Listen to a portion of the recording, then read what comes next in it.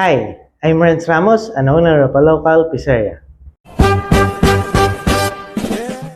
Nagsimula ang hilig ko in cooking nung elementary ako after ko mapanood yung show ni Anthony Bourdain. Then, I started cooking for my family. First job ko as an IT in a commissary, pero all around. Then, nakita ng boss ko yung potential ko. Ginawa niya akong kitchen assistant. And eventually, naging kitchen manager for 7 years. During pandemic, you need to find another hustle na related sa food. I applied as a cook in a quarantine facility. There, I learned how to cook in large portions. I also joined online classes how to make sushi. And then, nagkaroon ako ng opportunity abroad for 2 years sa kitchen staff sa cafe.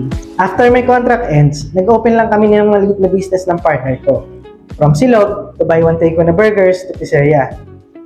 It was challenging kasi wala namang kaming capital, walang gamit. Sumali kami sa maliliit na bazaar. Pero, pag may passion, tiyaga, tiwala at continuous learning, nagiging okay naman. The influence of Anthony Bourdain and Chef JP is yung first reason why I want to be a chef. Yung pagbibigay nila ng honor and respect sa pagkain from different places. At yung dati kong boss sa business side. Second, I want to undergo proper training. I want to level up my skills and knowledge because I know marami pa akong hindi nalalaman. Third, masaya akong makitang nag-e-enjoy sila sa niluto ko. With this kind of opportunity, I'll be forever grateful to Chef JP and Miss Camille. I would use it to grow both my skills and mindset as a future chef. I will apply these learnings and eventually, may share ko yung knowledge ko to our Filipino aspiring chefs. Or, hopefully, a kitchen team like Sarsa or Kuya.